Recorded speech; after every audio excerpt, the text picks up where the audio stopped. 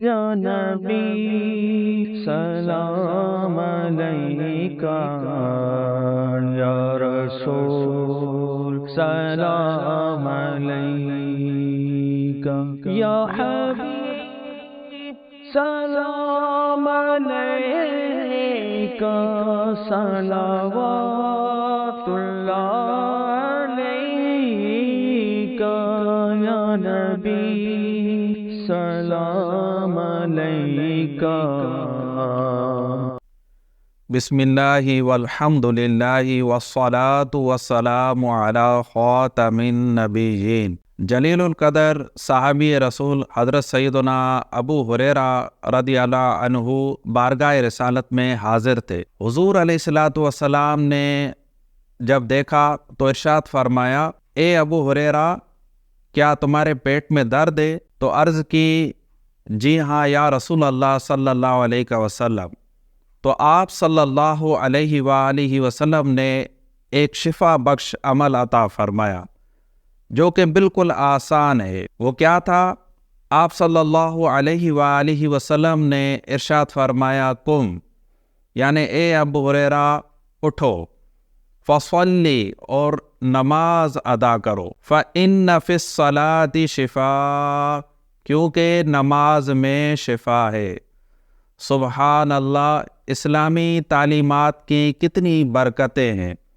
لہذا ہمیں چاہیے کہ اللہ خیر کرے، بیمار ہوں یا تندرست ہو، روزانہ پابندی سے نہ صرف خود 5 وقت کی نماز ادا کریں بلکہ اپنے گھر والوں کو بھی محبت، نرمی سے، پیار سے دعوت دیتے رہیں۔ کہتے رہیں گے تو انشاءاللہ تعالی نماز کی عادت بن جائے گی۔ حدیث پاک میں نماز کو شفا قرار دیا گیا ہے۔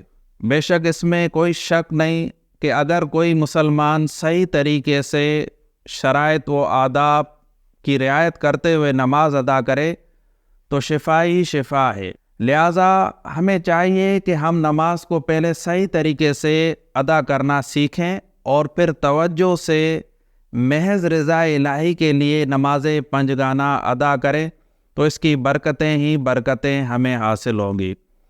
یاد رکھیں کہ مسلمان پر سب سے پہلا فرض نماز ہے، اور قیامت کے دن سب سے پہلے نماز کے بارے میں سوال ہوگا، حساب کتاب ہوگا۔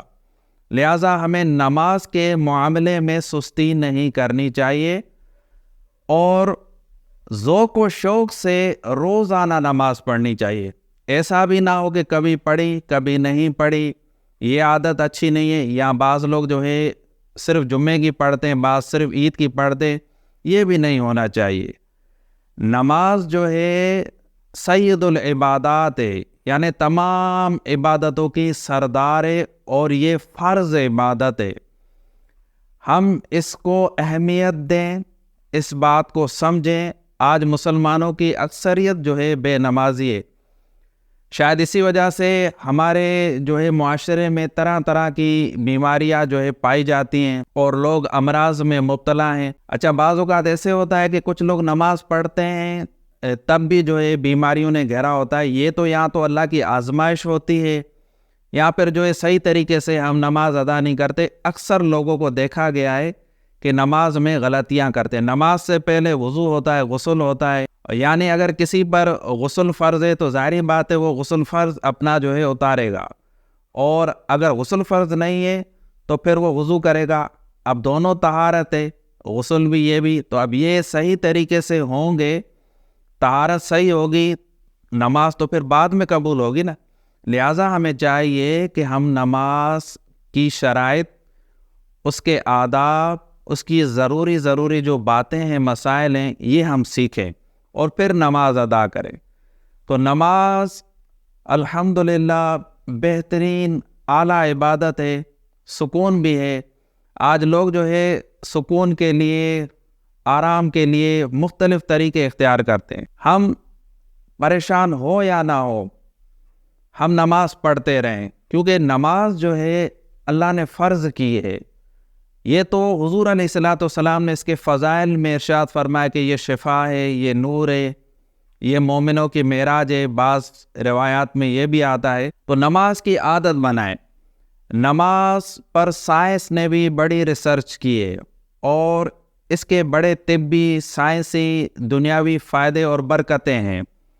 آئیے میں چند عرض کرتا ہوں تاکہ ہمیں معلوم ہو کہ اسلام نے اپنے ماننے والوں کو کتنی بہترین عبادت عطا کی ہے، اور پھر بھی ہم نماز نہ پڑھیں تو یہ بڑی محرومی ہے اور اس کا حساب بھی بڑا سخت ہے۔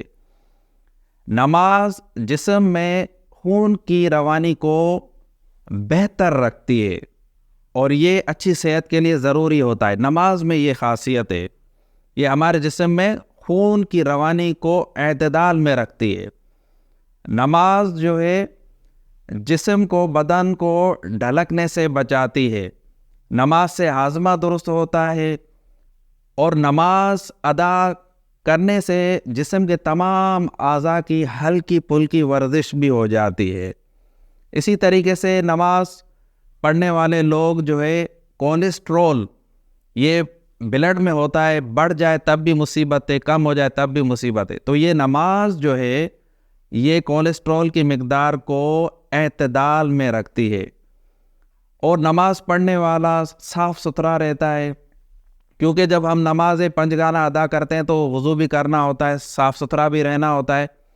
اندازہ لگائیں آپ کہ نماز میں کتنی شفا ہے، کتنی صحت ہے، کتنی تندرستی ہے، کتنا سکون ہے، کتنا اطمینان ہے کہ ہم نماز میں بار بار جو ہے ہاتھ منہ دھوتے ہیں، وضو کرتے ہیں، جسم کے جو اعضاء ہیں، اعضاء وضو ہے وہ دھوتے ہیں، جو ضروری اعضاء ہیں جیسے ہاتھ، چہرہ، پاؤں، تو جراثیم جو ہوتے ہیں، بیکٹیریا، وائرس یا جو انفیکشن پیدا کرتے ہیں تو وہ ہم سے دھل جاتے ہیں، تو نتیجتاً جو ہے انسان بیماریوں سے بچ جاتا ہے، محفوظ ہو جاتا ہے۔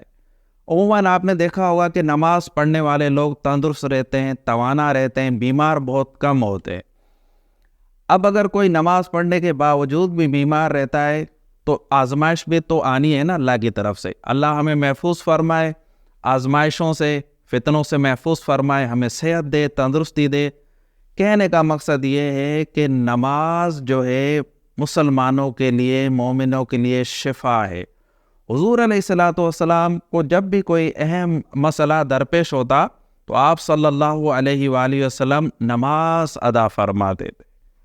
ہمیں بھی چاہیے کہ اول تو ہم روزانہ پابندی سے 5 وقت کی نماز پڑھیں، اور کوشش کریں نماز میں جو سنتیں ہوتی ہیں، نوافل ہوتے ہیں، وہ بھی ادا کریں۔ بعض لوگ صرف فرائض اور سنت موقدہ، وتر وغیرہ ادا کر کے جو ہے چلے جاتے ہیں، اگرچہ گناہ نہیں ہے لیکن ثواب سے محرومی بھی تو ہے۔ ہم جس مقصد کے لیے اس دنیا میں آئے ہیں اس مقصد میں ہمیں کامیابی چاہیے، تو پھر کوئی نیکی نہ چھوڑیں، کوئی ثواب نہ چھوڑیں، نیکیوں سے محبت کریں، گناہوں سے نفرت کریں۔ اگر ہم پابندی سے نماز پڑھتے رہیں، ذوق و شوق سے، توجہ سے، محض رضا الہی کے لیے، دیکھیں کوئی بھی عمل ہو اس میں نیت یہ ہونی چاہیے کہ میرا رب مجھ سے راضی ہو جائے۔ جب اللہ راضی ہو جائے گا تو شفا بھی ملے گی، ہمارے مسئلے بھی حل ہوں گے، حاجتیں بھی پوری ہوں گی۔ تو اللہ پاک ہمیں پابندی سے نماز ادا کرنے کی توفیق عطا فرمائے۔ چینل کو سبسکرائب کیجئے، ویڈیو کو شیئر کیجئے۔ جزاک اللہ خیرا۔